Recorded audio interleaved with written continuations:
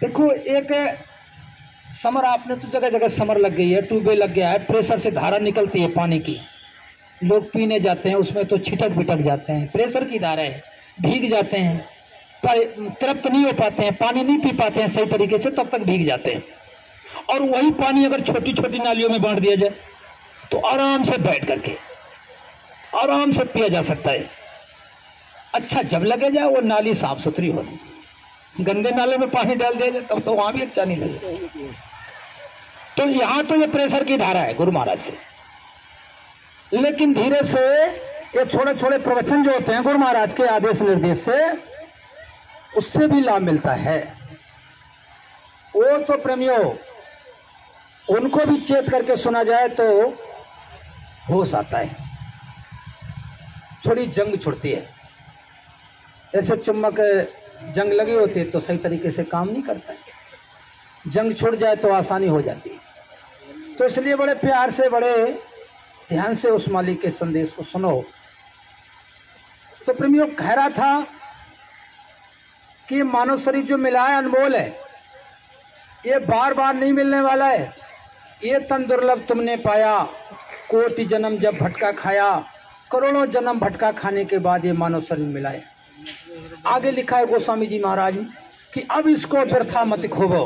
देखो गोस्वामी जी महाराज की बात इसलिए बता देता हूँ कि आपको यकीन हो जाए, विश्वास हो जाए कि पक्की बात है। तो रामायण में भी लिखा है, अब इसको व्यर्था मत खोबो, चेतो छिन छिन भक्ति कमाओ।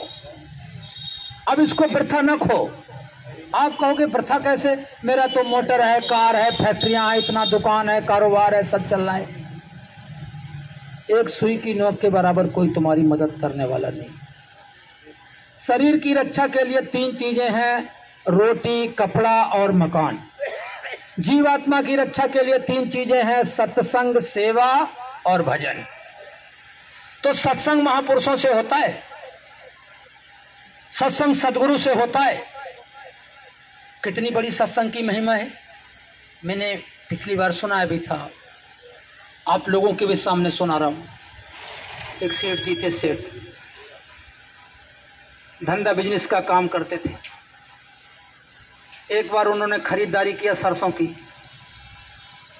सरसों में हो गया घाटा, तो बोरा फट्टा अपने सर पे रखे अपने घर की तरफ आ रहे हैं।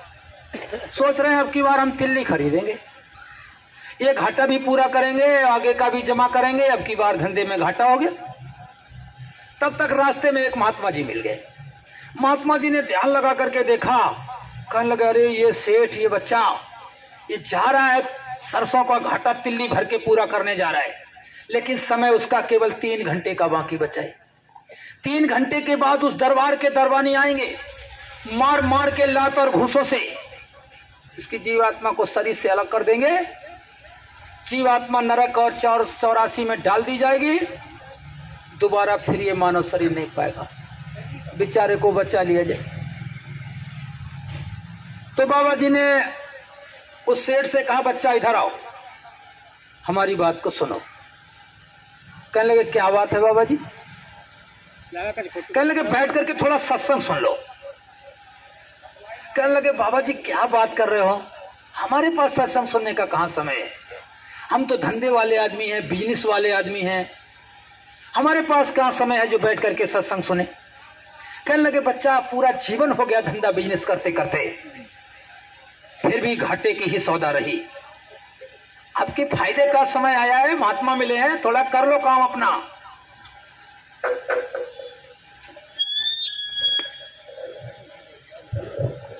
थोड़ा बैठ करके सुन लो सत्संग है।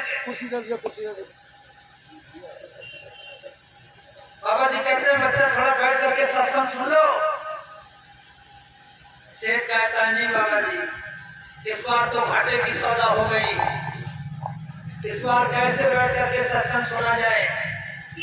बाबा जी कहते हैं इस बार नहीं बाबा, अरे सेठ इस बार नहीं, पूरा जीवन ही घाटे में जा रहा है। बचपना घाटे में चला गया, जवानी घाटे में चली गई, बुढ़ापा आया ये भी घाटे में जा रहा, क्योंकि तूने अभी तक अपने लिए कुछ नहीं किया है। जब अपने लिए कुछ नहीं किया है तो घाटा ही घाटा तो है। ये मानव शरीर बन गई घाटे की सौदा। मेरी बात सुन ले, सत्संग सुन ले, सत्संग होश आ जाए, थोड़ी समझ आ जाए। कल लगे नहीं बाबा जी हमारे पास कोई समय नहीं है, कोई ठलुआ ठपाड़ा मिल जाए उसको बैठ करके सुना देना। बाबा जी ने कहा बच्चा समय तो हमारे पास भी नहीं है, चलो चलते चलते में थोड़ा सुना देते हैं। चलते चलते सेठ कह रहा है बाबा जी आपकी ज्यादा इच्छा, साफ हो जाए जाने वाली नहीं है, साफ।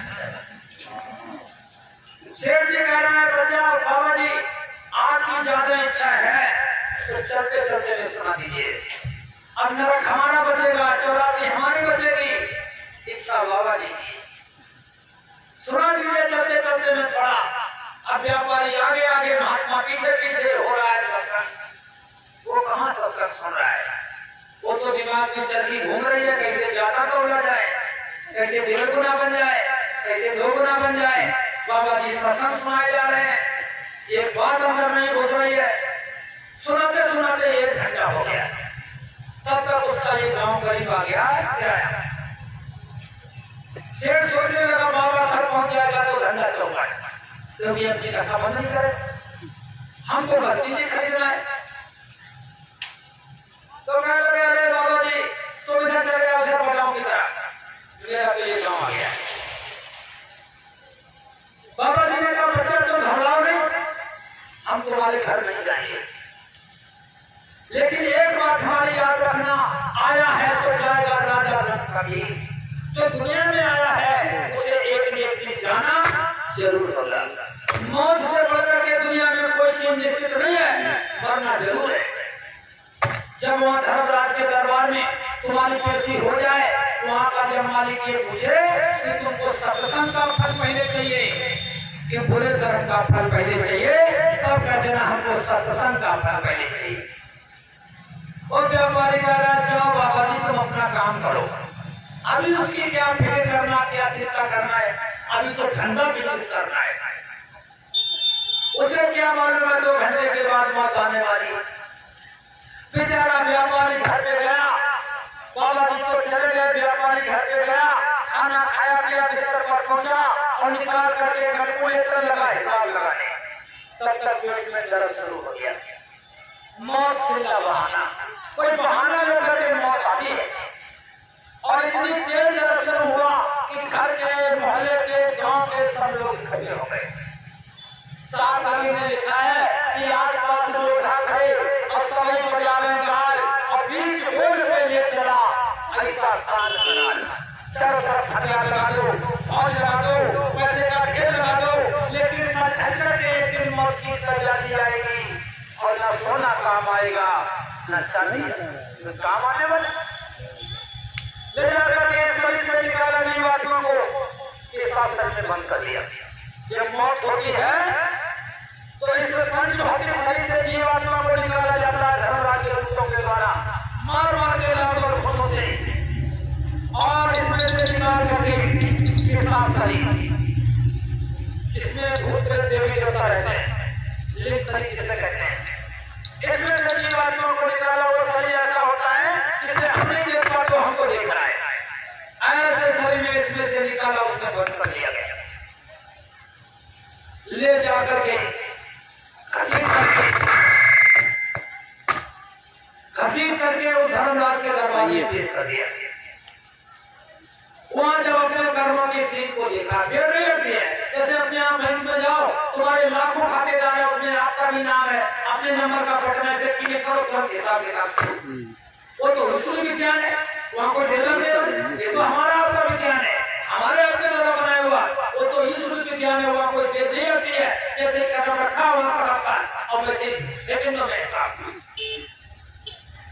तो प्रेमियों वहां जब हिसाब किताब हुआ तो क्या देखा, पूरे जीवन में कोई सत्कर्म नहीं किया। अगर कोई दान पुण्य कर भी दिया तो बिल्कुल माला फेरते, बिल्कुल देते दान, और बिल्कुल दान हराम है। जब पूछोगे कुरान बिना गुरु के रोगी बेकार चला गया। क्या देखा है कि लोग नरकों में मारे जा रहे हैं, काटे सफाई लगाए जा रहे हैं। ऐसे नरक है जो महाराज जी कहते हैं काऊ का सर नीचे कीना और ऊपर पैर बांध छौंक लगाया। जैसे माता मैंने सब्जी में छौंका लगाती है, ऐसे ऊपर से टांग को बांध दिया गया और उसी में सर को डुबो दिया गया खोलते हुए कढ़ाई के तेल में। गुरु महाराज कहते थे ऐसे ऐसे खम्भे हैं जिसमें से आग निकल रही है, लपटें निकल रही है, लाखों मील तक लपटें जाती हैं, उसी में ऐसे तुमको लपेट दिया गया, पीछे से धुआं निकलता है और लाखों मील तक आवाज जाती है, कोई तुम्हारी सुनने वाला नहीं। गुरु महाराज कहते थे बच्चा वहां सबकी दाढ़ी में आग लगी है, कौन किसकी बुझाएगा? जहाँ सब चीखते चिल्लाते हो वहां कौन किसकी सुनेगा? महाराज जी ने कहा कि था उज्जैन आश्रम पर, कहा था बच्चा 42 प्रकार के छोटे बड़े नरक हैं, 42 प्रकार। अब जिसने नहीं देखा वो तो कुछ नहीं माने, कलर सब कुछ यही है, वो कुछ नहीं है। अभी पत्रिका में आया था कि सूरज निकला तो चिड़िया कह रही हैं कि सूरज निकला, प्रकाश हुआ, उजाला हुआ, सूरज निकला। तो उसी बागीचे में एक उल्लू बैठा हुआ था। उल्लू ने कहा अरे क्या बेवकूफ बात बता रही हो, क्या सूरज, कैसा सूरज? कहने लगे सूरज निकला, सुबह हुआ। उन्हें क्या होता है सूरज? उन्हें किया अरे सूरज रोशनी देता है। कहने लगे सब ये बकवास है, कोई सूरज नहीं है। अब जिसने नहीं देखा वो बेचारा क्या जाने क्या होता है। अब वो जब चिड़ियों ने जिद किया तो कहने लगे चलो हम गुरु से पूछते हैं। और अपने गुरु से पूछने गया कि गुरु महाराज चिड़िया उधम मचा रही हैं, सूरज निकला, लाइट हुई, प्रकाश हुआ, ये क्या होता है सूरज?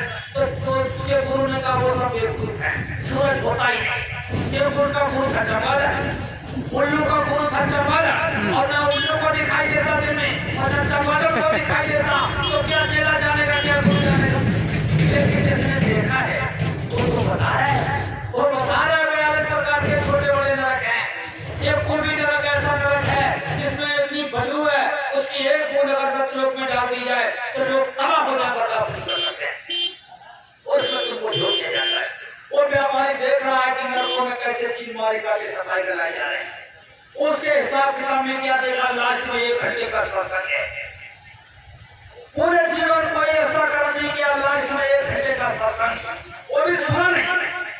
सुना होता तो एक घड़ी आती मैं पुण्य आदि।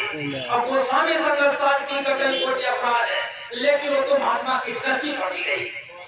अब महात्मा की जब दृष्टि पड़ती रही तो उसमें भी दया की धार बढ़ गई। तो कहने लगे तुमने पूरे जीवन कोई सत्कर्म नहीं किया और लास्ट में 1 घंटे का सत्संग है। अब तुम ये बताओ सत्संग का फल पहले चाहिए कि बुरे कर्म का फल पहले चाहिए? उन्होंने कह दिया शुभ कर्म फल जाता, मैं तो कोई किसी को मुक्ति मोक्ष नहीं सकता। अच्छा करो तो अच्छा फल और बुरा करो तो बुरा फल, बुरा ये ले लो। तो आप देखो कहने लगे महाराज और हमको जो 1 घंटे का सत्संग है और इसी का फल पहले दिलवा दो। तो कहने लगे अरे भाई पूरे जीवन खुराक बात किया, उसकी फिक्र नहीं है और 1 घंटे की कितनी बड़ी चिंता है, इसी का फल पहले दिलवा दो। तो दूर से कहा इसको ले जाओ इसको। अब उधर वो सत्संग हो रहा है बाबा जी का, वो फाटक के अंदर बाबा जी बैठे सत्संग सुना रहे हैं, इसको ले जाओ। और ले जाकर के 1 घंटा ये बाबा जी के साथ रहा था और इसे 2 घंटे के लिए कहा जाओ सत्संग सुन के वापस आओ। दूतों से कहा तुम नहीं महात्मा के सामने जाना, नहीं भस्म हो जाओगे, और इनको फेंक देना और कहना 2 घंटे के बाद सत्संग सुन के फिर वापस आओ, फिर बुरे कर्म का हिसाब किताब नरकों में होगा। अब वो दूध बेचारे लेकर के चल दिए और दूर से ही कह दिया वो फाटक दिखाई दे रहा है जिस पर जय गुरुदेव लिखा हुआ है, उसके अंदर एक बाबा जी बैठे सत्संग सुना रहे हैं, जाओ सत्संग सुनो, 2 घंटा सत्संग सुनो, इसके बाद वापस आओ, फिर बुरे कर्म का हिसाब किताब होगा। अब वो सोचता हुआ, लखड़ाता हुआ, रोता ढीलता हुआ, और जब फाटक के अंदर प्रवेश किया तो क्या देखा, वही बाबा जी बैठे हुए जो इधर मिले थे। प्रेमियों कहते थे ना कि यहाँ के साथी जय गुरुदेव और वहाँ के साथी जय गुरुदेव, यहाँ मिलेंगे जय गुरुदेव और वहाँ मिलेंगे जय गुरुदेव। लेकिन जिसका दर्शन एक है उसका दर्शन होता है। अगर जय गुरुदेव किसी आदमी से मतलब नहीं है, जय गुरुदेव एक शक्ति का नाम है, जय गुरुदेव पावर का नाम है, यानी भक्त के गुरु ही जय गुरुदेव, कबीर भक्त के गुरु ही कबीर, भक्त के गुरु ही नानक, भक्त के गुरु राधा स्वामी, भक्त के गुरु नानक जी, भक्त के गुरु बाबा जय गुरुदेव, यानी भक्त का गुरु ही हमारे काम आता है, भक्त का गुरु ही हमारी संभाल करता है और दूसरा कोई। तो कहने लगे जिसका दर्शन हित है उसका दर्शन होता है और जिसका दर्शन हित नहीं उसको इतना होता है। अगर इधर कोई सदगुरु आपको नहीं मिला तो उधर कोई आपकी मदद करने वाला नहीं।